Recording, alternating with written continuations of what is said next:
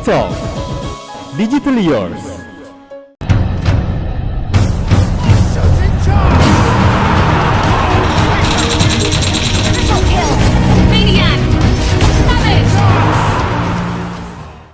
Saya Riki Setiawan, Ketua Bidang Atlet, Prestasi, dan IT Pengurus Besar Esports Indonesia.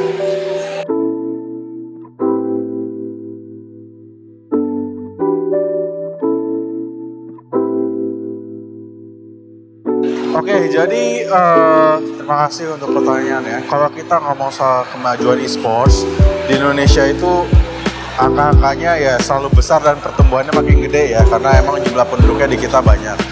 Jadi apa yang dilakukan PBSI lebih ke arah menjadi wadah buat jumlah pemain esports yang luar biasa besar ini biar sama-sama bisa bersinergi gitu. Salah satunya apa? Salah satunya adalah misalnya dengan mengadakan turnamen yang berjenjang. Jadi kita bikin turnamen yang berjenjang mulai dari liga pelajar, liga mahasiswa sampai ke liga yang sifatnya profesional, Liga 1 dan Liga 2. Itu salah satunya. Selain itu kita juga melakukan pembinaan atlet baik usia dini ataupun pembinaan atlet jangka panjang atau long term athlete development gitu. Dan juga tentunya kita juga berkolaborasi dengan pihak-pihak terkait, dengan kementerian, dengan komunitas, dengan badan-badan pemerintah untuk sama-sama memajukan industri game dan esports di Indonesia. Jadi 3 hal itu yang dilakukan dan terus dilakukan PBSI agar industri game Indonesia lebih maju lagi ke depannya.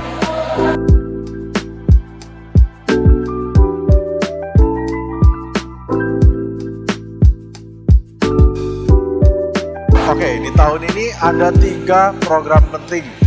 Yang pertama adalah Akademi dan Pengembangan Atlet Usia Dini. Jadi kita mengembangkan ekstrakurikuler dan juga pelatihan-pelatihan baik untuk pelatih ataupun untuk wasit di seluruh Indonesia. Kedua adalah kompetisi yang berjenjang. Jadi kita memiliki kompetisi yang dimulai dari tahap paling awal, kejuaraan-kejuaraan, major gitu, hingga ke tingkat yang paling puncak yaitu Liga Nasional 1 yang diselenggarakan tahun depan. Dan ketiga tentunya kita juga menyelenggarakan Esports Summit Indonesia yang merupakan acara puncak dari seluruh event esports di Indonesia yang nanti akan diselenggarakan di Bali.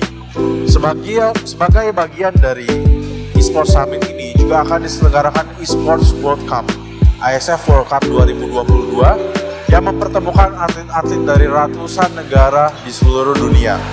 Mereka nantinya akan bertanding dan berkompetisi di Bali melawan tim-tim dan juga dari Indonesia.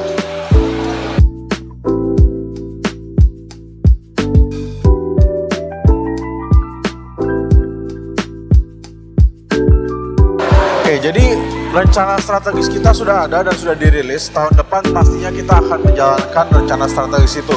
Salah satunya adalah pendataan atlet seluruh Indonesia. Sekarang kalau ditanya berapa sih jumlah atlet profesional di Indonesia, kita juga nggak tahu. Datanya secara total ada 44,2 juta, tapi yang profesional dari 44,2 juta itu berapa orang, kita belum ada datanya.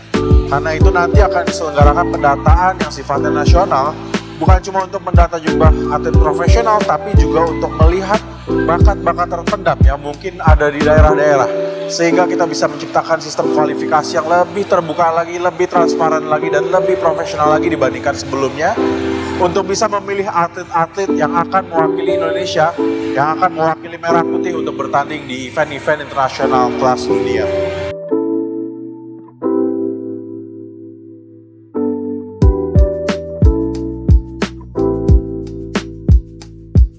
Oke, harapan saya untuk game lokal adanya game lokal yang bisa menguasai setidaknya 20% market share di Indonesia. Itu adalah angka yang luar biasa besar, itu adalah mimpi yang ambisius, tapi bersama-sama kita bisa melakukannya.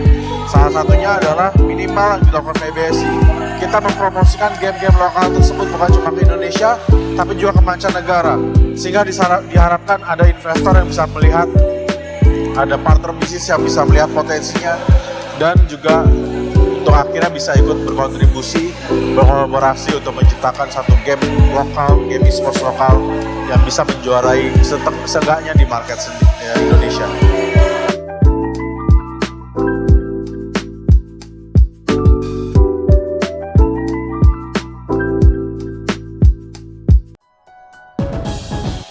Talk.